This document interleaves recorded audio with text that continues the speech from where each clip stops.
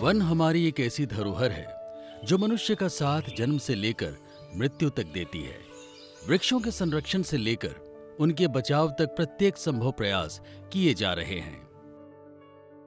One हमारी प्राकृतिक संपदा होने के साथ साथ जीवन यापन का साधन भी है। करोड़ों वर्षों पहले प्राचीन समय में वनों के उत्पादों के द्वारा पृथ्वी में जीवन संभव था। वनों से प्राप्त उत्पादों से ही हम जीवन की कल्पना कर लेते हैं। अभूतपूर्व प्रगति, खासकर औद्योगिक क्रांति के समय से हुई एक तेज गति की प्रगति, पृथ्वी के सीमित संसाधनों के अंधाधुंध दोहन की कीमत पर ही संभव हो सकी है। प्रकृति इस विनाशकारी दोहन से होने वाले नुकसान की भरपाई खुद करने के लिए जद्दोजहद कर रही है। पृथ्वी के कल्याण के लिए बेहद महत्वपूर्ण विशाल हरित पट्टी के बारे में चर्चा किए बिना सतत विकास की कोई भी बात आधी अधूरी ही होगी। वनों की विविध उपयोगिताओं को ध्यान में रखते हुए उनका वैज्ञानिक प्रबंधन बेहद जरूरी है।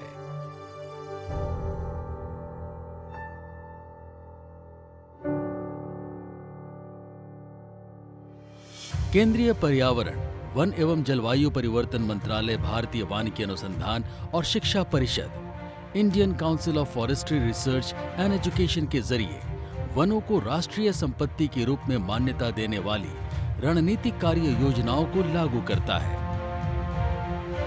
मध्य प्रदेश, महाराष्ट्र और छत्तीसगढ़ को मिलाकर बनने वाला मध्य भारत उष्णकटिबंधीय वनों से समृद्ध है, जिसकी विशेषता से हम सभी वाकिफ हैं।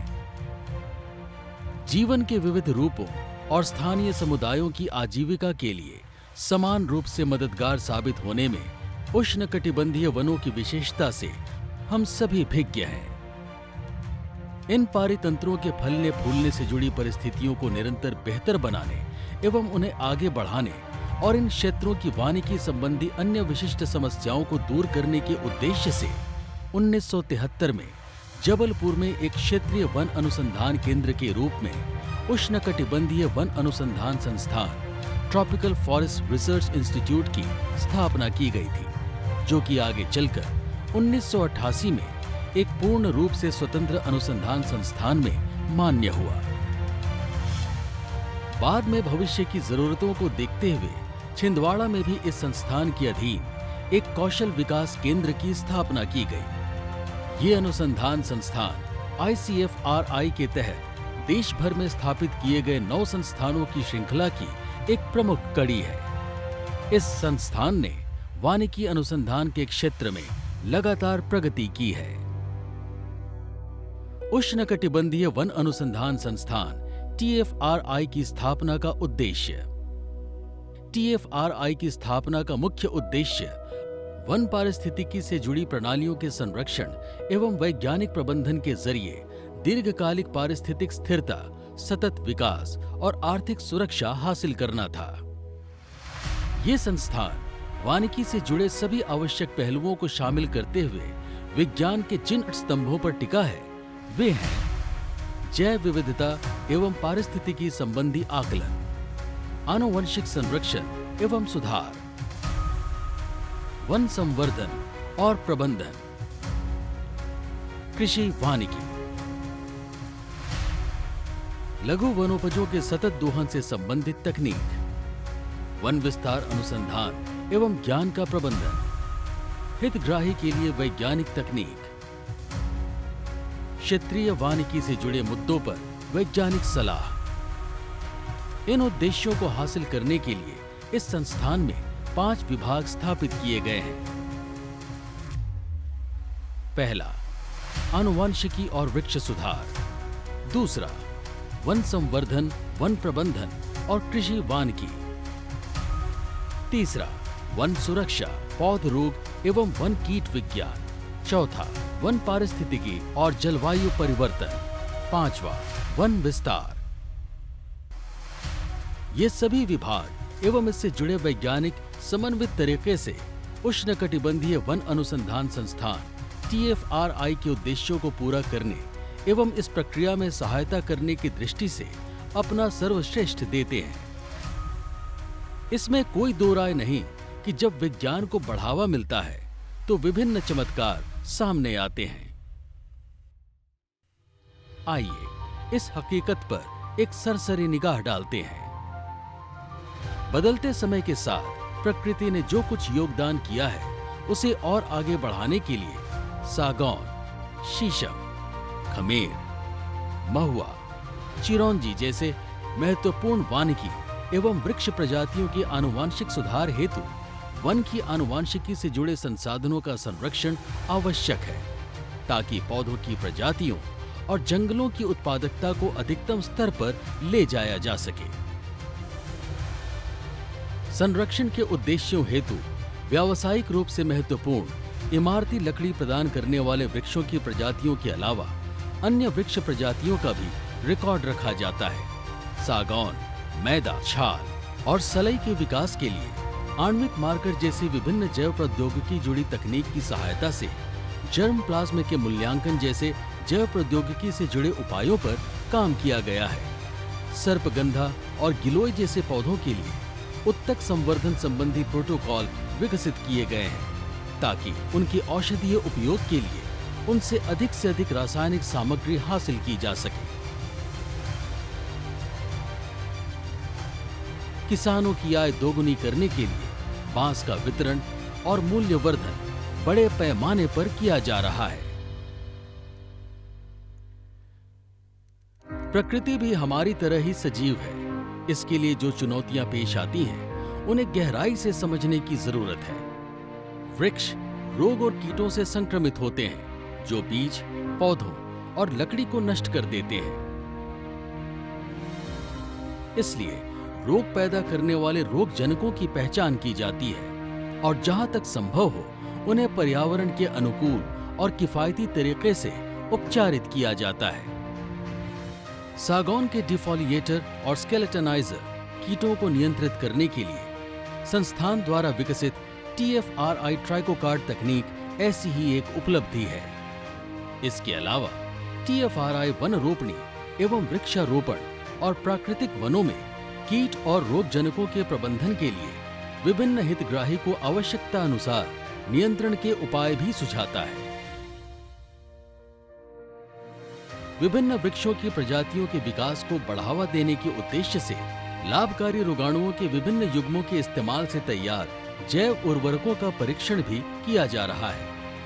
शोधकर्ताओं के लिए संदर्भ की सुविधा के लिए इस प्रभाग में एक संग्रहालय भी है, जिसमें संरक्षित कवकों के नमूनों का संग्रह और संक्रमित पौधों के हिस्सों का कीट भंडार में 780 कीट प्रजातियों के नमूने मौजूद हैं। इस संग्रहालय को राष्ट्रीय जैव विविधता प्राधिकरण द्वारा नेशनल रिपोजिटरी की मान्यता भी दी गई है।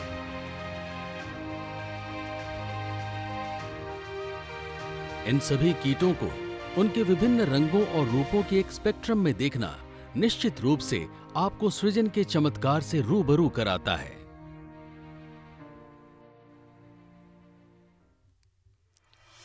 TFRI एक अग्रणी संस्थान की अन्य उपलब्धि के बारे में अगर हम बात करें तो इसने अचानक मार और अमरकंटक बायोस्फीयर रिजर्व के लिए वैज्ञानिक सर्वेक्षण और प्रस्ताव तैयार करने में एक प्रमुख भूमिका निभाई है, जिसकी वजह से यूनेस्को ने इस बायोस्फीयर रिजर्व को विश्व धरोहर स्थल के रूप में घोषित किया है। इन वैज्ञानिक निष्कर्षों का कोई खंडन नहीं कर सकता कि पौधों के पास अपनी मिट्टी और पर्यावरण के स्वाभाविक चयन का विकल्प होता है।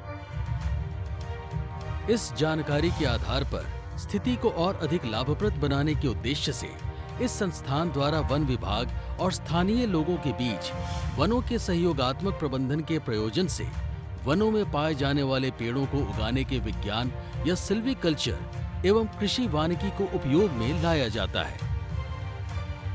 आधुनिक नर्सरी का विकास नवीनतम रोपण तकनीकों, बीज प्रौद्योगिकी और विभिन्न व्यावसायिक रूप से महत्वपूर्ण पेड़ों के साथ साथ औषधीय प्रजातियों के वृक्षारोपण से जुड़े परीक्षणों का उपयोग करके किया जाता है।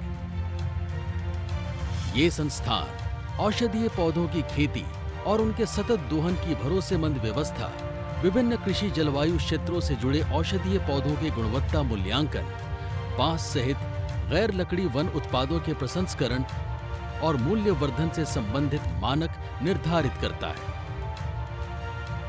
संस्थान द्वारा कई दुर्लभ, लुप्तप्राय और संकटग्रस्त प्रजातियों के लिए संरक्षण की व्यवस्था की गई है। बरसेरा, बच, लेमन ग्रास, नागरमोथा, जिनका उपयोग सुगंधित तेल निकालने के लिए किया जाता है, जिसका उपयोग इत्र उद्योग में किया जाता है। सागौन और हल्दी, गेहूं और उड़द के साथ बांस, अश्वगंधा और सर्पगंधा के साथ खमेर, अमरूद और अरहर के साथ बीजासाल जैसी फसलों एवं पेड़ प्रजातियों के विभिन्न संयोजनों का उपयोग करके कृषि वानिकी मॉडल को बढ़ावा दिया जाता है। कलिहारी जैसी दुर्लभ और लुप्तप्राय जड़ी बूटियों को कृषि वानिकी मॉडल के माध्यम से संरक्षित किया जाता है। लाख कृषि वानिकी मॉडल द्वारा आदिवासी महिला स्वयं सहायता समूहों के लिए लाख की खेती अतिरिक्त आय पैदा करने में मदद करती है। ये प्रयोग लाख के चूड़ियों का उत्पादन आदिवासियों की आय बढ़ाने के लिए किया गया है। इसी तरह कृषि वानिकी में बांस की खेती और उसकी कटाई एवं उसके प्रसंस्करण एवं लाख की खेती के बारे में किसानों को प्रशिक्षण देना और उस प्रक्रिया को प्रदर्शित करना इसकी एक नियमित विशेषता रही है। किसानों को संस्थान द्वारा मृदा परीक्षण की सुविधा भी प्रदान किया जा रहा है।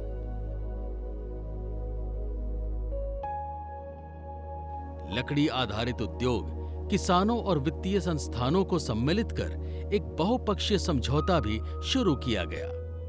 लघु वनोपज संग्रहकर्ता के लिए लघु वनोपज की उपयुक्त कटाई और उसके संग्रह से जुड़ी प्रक्रियाओं का कार्यस्थल पर प्रदर्शन संस्थान द्वारा लंबे समय से किया जा रहा है। हमारे देश में जो एनटीओपी नॉन टिम्बर फॉरेस्ट प्रोडक्ट्स है वो दोनों राज्यों से, जो छत्तीसगढ़ और मध्य प्रदेश है, इससे लगभग 60% यहाँ से इकट्ठा करते हैं। तो हम लोगों का मेन रिसर्च फोकस एनटीओपी पे रहेगा, नॉन टिम्बर फॉरेस्ट प्रोडक्ट्स, जो लघु वन उपज भी बोलते हैं। तो इनमें हम ट्रेनिंग, हैंड्स ऑन ट्रेनिंग देते हैं जो स्टेक होल्डर्स है। जैसा लैग कल्टीवेशन पे हम महिला जो उपभोक्ता है उनको बुला के हम ट्रेनिंग देते हैं, हैंड्स ऑन ट्रेनिंग, कैसा इसमें लैग कल्टीवेशन किया जा सकता है और लैग निकालने के बाद उसको बैंगल्स में कैसा दिया जा सकता है और इसका मार्केटिंग फैसिलिटीज़ कहाँ पे हैं ये भी हम देते हैं। वैसे शहद पे भी देते हैं और अन्य जो भी हमारा टेक्नोलॉजी जो उपभोक्ता के लायक है उसको हम ट्रेनिंग्स के जरिए दे देते हैं। इसमें हम ग्रीन स्किल डेवलपमेंट प्रोग्राम के अंदर जो ministry of environment and forest का भारत सरकार का है, उसके अंदर में हमने ग्रीन स्किल डेवलपमेंट में भी बैम्बू कल्टीवेशन पे, जो बांस का कल्टीवेशन और उसके हैंडक्राफ्ट्स बनाने में, और जेनेटिक्स में ये टिश्यू कल्चर प्रोटोकॉल्स क्या चाहिए, ये सब चीज़ हम जो अनएम्प्लॉयड यूथ है उनके लिए कराते हैं डिफरेंट एरियाज़ पे।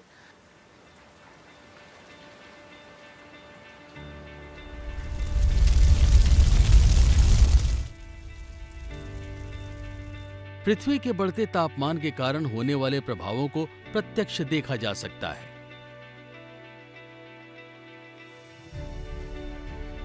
फिर भी लाभ से प्रेरित संचालित अर्थव्यवस्थाओं द्वारा इन खतरों को पहचानने एवं इस दिशा में कदम उठाने से इनकार किया जाता रहा है। ये संस्थान रोकथाम और अनुकूलन से जुड़े बेहतर उपायों तक पहुंचने के लिए जलवायु परिवर्तन के प्रभावों का अध्ययन करता है। ये वातावरण से कार्बन के पृथक्करण की प्रक्रिया में उष्णकटिबंधीय वनों द्वारा निभाई जाने वाली भूमिका को विशेष रूप से रेखांकित करता है। वन पारिस्थितिकी तंत्र खदान के अधिभार, जल भराव वाले क्षेत्रों और बंजर भूमि एवं बेकार माने जाने वाले वनों की पारिस्थितिकी पुनर्स्थापना के बारे में अध्ययन किए जाते हैं, जिनमें दबाव को सहने वाले ऐसे स्थलों को फिर से आबाद करने के लिए उपयुक्त वृक्ष प्रजातियों की पहचान करना भी शामिल है। पर्यावरण प्रदूषण से निपटने के लिए इस संस्थान द्वारा फ्लाई ऐश प्रबंधन जैसी समस्याओं पर ध्यान केंद्रित करते हुए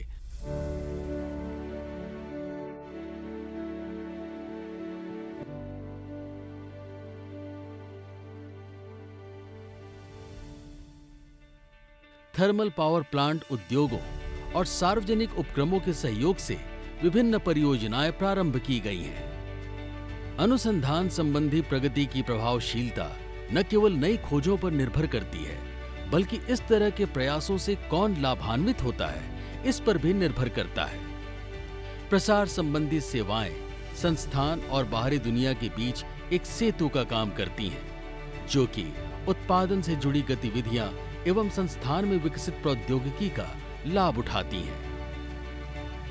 संस्थान द्वारा हितधारकों हेतु संगोष्ठियों, प्रदर्शनियों और किसानों के मेलों आदि के आयोजन के साथ अन्य हितधारकों द्वारा आयोजित समान कार्यक्रमों में भागीदारी के माध्यम से किया जाता है। अनुसंधान के नतीजों को सभी गांवों में भी प्रदर्शित किया जाता है और इसे वन विज्ञान केंद्रों और क्षेत्राधिकार वाले राज्यों में अन्य जगहों पर नियमित प्रशिक्षण के माध्यम से हितधारकों के साथ साझा किया जाता है। हमारे संस्थान के अंडर में 4 वन विज्ञान केंद्र काम कर रहे हैं।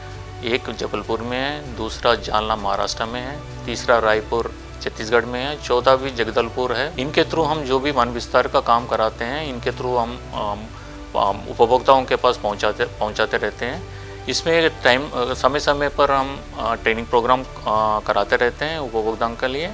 और इनके अलावा एक डेमो प्लॉट भी है जो मैया नाला जबलपुर के पास है। इसमें जो हमारा टेक्नोलॉजी जो हम इनको वहाँ डेमो के लिए लगाते हैं, जो उपभोक्ता आके या हितग्राही आके उनको देखते रहते हैं और अपने खेतों में उसका पालन करते रहते हैं। भावी संदर्भ के लिए हितधारकों को स्थानीय भाषाओं में मुद्रित प्रसार संबंधी सामग्री भी प्रदान की जाती है। संस्थान द्वारा नागरिकों और आम जनता में पर्यावरण के प्रति जागरूकता पैदा करने के लिए एक संग्रहालय सह विवेचना केंद्र की स्थापना भी की गई है।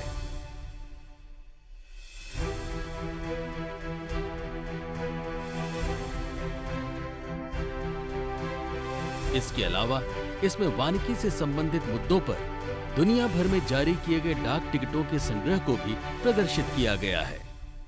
इस संस्थान में वानिकी से जुड़े विषयों के बारे में पढ़ने की सुविधा और समृद्ध पठन सामग्री से सुसज्जित एक पुस्तकालय भी उपलब्ध है। FRI डीम्ड यूनिवर्सिटी के तहत पंजीकृत शोधार्थियों को संस्थान द्वारा PhD पाठ्यक्रम हेतु आवश्यक अनुसंधान सेवाएं प्रदान की जाती हैं, जिसमें वैज्ञानिकों ने वानिकी और संबद्ध विषयों से जुड़े क्षेत्र में अपना विशाल अनुभव साझा किया है, जो उम्मीदवारों को कारगर तरीके से मार्गदर्शन करने में सक्षम है, ताकि इस क्षेत्र को नई ऊंचाइयों पर ले जाने में रुचि रखने वाले भावी वैज्ञानिक तैयार किए जा सकें।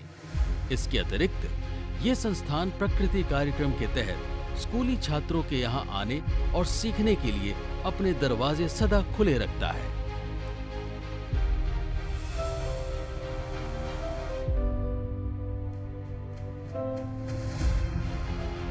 TFRI परिसर उष्णकटिबंधीय शुष्क पर्णपाती वन का एक छोटा परंतु विशिष्ट स्थान है, जहां 38 कुल से जुड़े पेड़ों की 86 प्रजातियां पाई जाती हैं।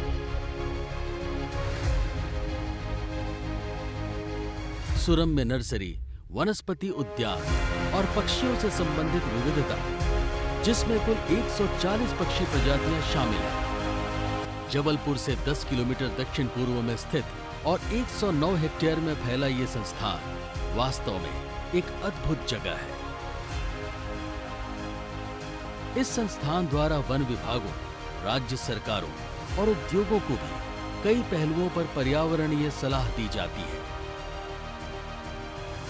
इन बातों के अतिरिक्त ये संस्थान वृक्षारोपण, कोयला खानों के पर्यावरणीय लेखा जोखा, कोयला खानों के लिए वन्य जीव संरक्षण योजनाएं, कॉलोनी निष्ठा परीक्षण सेवाएं, वृक्ष की प्रजातियों की वृक्षारोपण गतिविधि, किसानों के लिए मृदा नमूना विश्लेषण, लघु वनोपज प्रजातियों के सक्रिय अवयवों का आकलन एवं कृषि वानिकी मॉडल की निगरानी संबंधी दायित्वों को भी भली भांति निभाता है। इस संस्थान ने इस इलाके की महत्वपूर्ण जीवन रेखा नर्मदा नदी के कायाकल्प के लिए वानिकी संबंधी उपायों के कार्यान्वयन से जुड़ी एक परियोजना भी नदी की सुरक्षा हेतु तैयार की है। TFRI ने अपने स्थापना के समय से सौंपे गए उद्देश्यों को पूरा करने में महत्वपूर्ण भूमिका निभाई है। ये संस्थान इस क्षेत्र के भौतिक परिदृश्य के साथ साथ यहाँ के जीवन में सकारात्मक बदलाव लाने में सक्षम हुआ है। अब जबकि देश वर्तमान पर्यावरण संकट का सामना करने के लिए तत्पर हो रहा है, ये संस्थान भविष्य में पर्यावरणीय रूप से अधिक स्थायी साबित होने की भारत की प्राथमिकताओं एवं अंतर्राष्ट्रीय प्रतिबद्धताओं के साथ खुद को जोड़ने का वचन देता है। आइए शांतिपूर्ण माध्यम से सह अस्तित्व के लिए बड़ी लड़ाइयां लड़ने की इस यात्रा में हम सब सम्मिलित हों, खासकर जब इतिहास लिखा जा रहा हो।